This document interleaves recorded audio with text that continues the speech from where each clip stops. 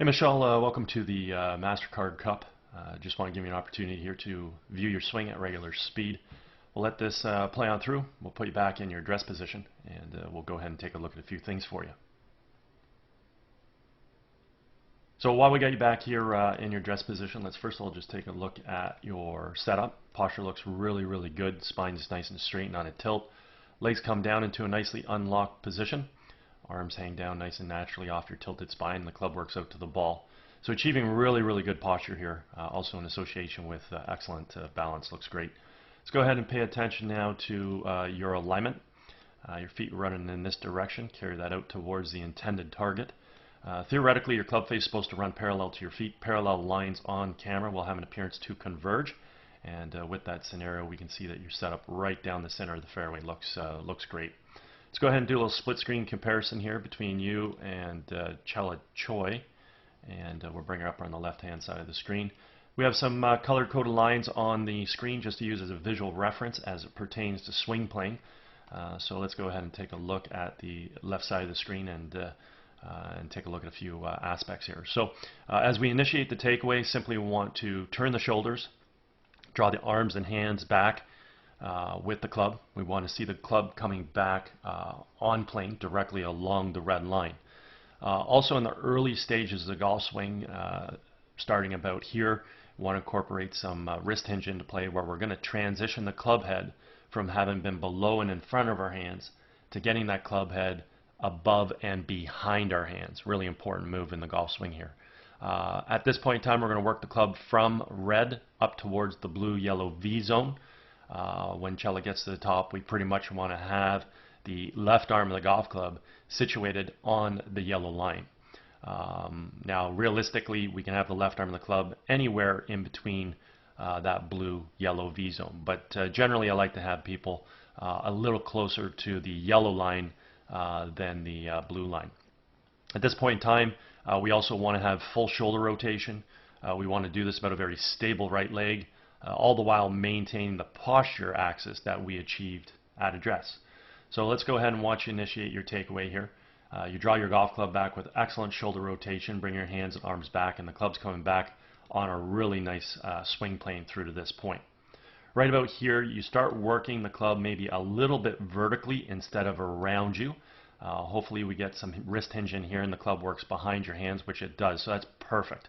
That looks really good. As we continue to work this golf club to the top, just because you brought that club maybe back a little bit straight, and right here we can see your arms working up, you may get set a little bit vertically with your arms. We can also see the club is a bit laid off at this point in time. Just means the club shaft and head are pointing a little too far out to the left for where I'd really like to see the club. So when you finally get to the top of the backswing here, we can see the arm, left arm, is a little bit steep, not that much, and the club is still a bit laid off. As we keep on going, we can see there's a little bit of excess run-on. Now, you sort of let your hands break down, and the club shaft and club head actually start to get back into a better position, whereby the club is starting to run a little bit more parallel to the feet. We can also see there's a bit of an overswing. The club does go past parallel. So there is a bit of a breakdown up top here, where the arms travel perhaps a little too far, hands break down a bit, but nonetheless we've got really good shoulder rotation, nice stable right side. We've created this turn while maintaining our posture axis, which is great. The arm geometry still looks great relative to the core, meaning that triangular position in your arms. The club's still in relatively good position to your arms. It's just that the arms have broken down a little and the club has obviously traveled a little bit too far. We're actually just getting ready to see the golf club reappear sort of right over here. Okay, so there will have to be a little bit of finding of your hands, arms, and golf club. The other concern here is that because the arms are perhaps just a hair steep, we might see you come into the ball a little steep as well, and that can influence a little bit of left to right tendencies, from subtle pulls to maybe balls that maybe fade a little too much. And we'll take a look at that in a second here. So getting back to the left side of the screen, once we're at the top, storing energy on the right side, we now want to take that energy, we want to move it to the left. We want to fire our knees and our hips laterally to the target, unwind our core, and fire our hands. And in doing so, we want to make sure we're bringing that golf club from that blue-yellow V zone back down onto red. And that's exactly what we can see here with Chela Choi. The golf club has returned back to plane. The other thing we want to look at is the relationship between the lead form and the golf club pre-impact. Refer to this as the backwards check mark. It simply means the club head right now is remaining above and behind her hands coming into the hitting zone. And this is what's going to allow us to create a lot of power in our golf swing, aside from the fact that she's going to hit the ball straight because the club has returned back to plane, which is a main criteria in producing straight golf shots. So what we ultimately want to see now is that golf club tracking into the ball right down this red line. And if we do that, we can hit the ball straight based on our alignment, again, assuming club face squares up via having a good grip. So let's watch your transition back into the ball here. Excellent dropping of your hands and arms there. So again, you're in a bit of a steep position, but look how you shallow all this out, drop it back to the inside. So that's a really, really nice move right there.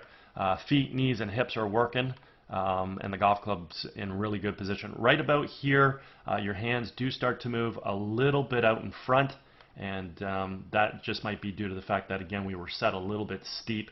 So right here, we can take a look at your pre-impact position. We can take a look at your lead form. We can take a look at your club. You've got your backwards check mark. So creating power in your golf swing will not be an issue.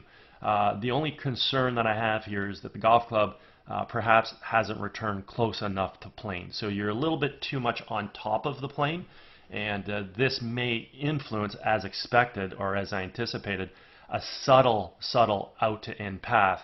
And we'll talk about what that path will do as it relates to your golf shots. Okay, so at this point in time, let's just pay attention to Chela Choi. Again, club is returned back to plane, and then we just track this club coming into the ball, and we can see in her case the club actually falls a little bit underneath the plane.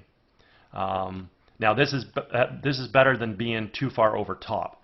The issue with this is that she might block the ball just a little bit right of her intended target.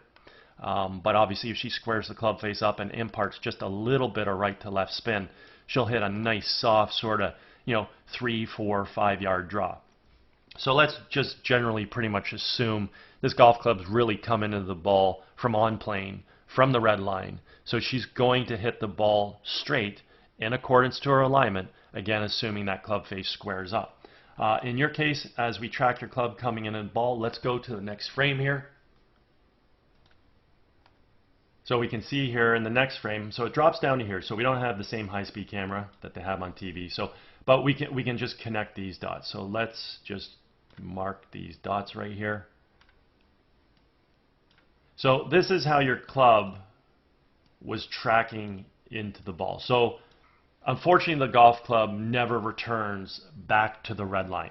So it's slightly on top of the plane. So what I was getting at here is that obviously this descending plane influences the swing path.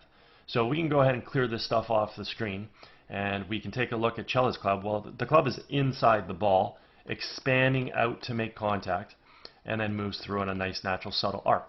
Okay, so she's going to again hit the ball straight based off of her alignment, again assuming grip's good, club face squares up, which it is. Okay, so with you, your club's a little bit too much. It's still inside the ball. But right here as we come to the ball, actually, and I might as well just go ahead and get rid of that frame. Let's just watch your club head from here as it strikes the ball. Watch how it goes across to the left just a little too aggressively. So there it goes. Okay? So we don't have as much of a natural arc coming from the inside out to the ball, inside of the ball. We're sort of a little bit outside the ball moving in. So the only concern here is if we happen to square the club face up too much to this path, you will pull the ball a little. Okay? Now again, it's pretty subtle, so it's not going to be too severe. So the ball would sort of go, and it would definitely find the left rough. If you over release the club to the path, well, now what we're going to be doing is we're going to be hitting a little bit of a pull draw or pull hook, and we're definitely going to see the left side of the rough or whatever's over on that side of the golf hole. Okay, if we leave the club face a little bit open, nice thing is we sort of block the ball out on line, and at that point in time, what happens is I refer to this as it's just sort of like a pull straight shot which stays right on line. Or if we leave the face a little bit open, it's just a little pull fade, not going to hurt you at all. Or maybe it's just a subtle pull draw, and again, nothing that's going to hurt you at all. So all those are either going to find the center of the fairway, right side of the fairway, or left side of the fairway. If we happen to leave the club face too open, now the ball gets blocked out further to the right. Obviously at that point in time, club face was too open, and we're going to hit a little bit of a block fade or a block slice. Okay, so the end result of your golf shot is dictated based on the timing of club face, because the club is attacking the ball a little bit from the outside, striking the ball, moving just a little bit to the inside. That result or end result of your golf shot is determined based on what your club face does. Okay, so if the timing works out perfectly for you, it goes right down red, over release a little, follows yellow, and depending on how much it releases, may follow the smaller yellow arrows. And then if we happen to somehow leave it way too open, then yeah, we hit a block fade or slice. So at this point in time, we can clear this off the screen.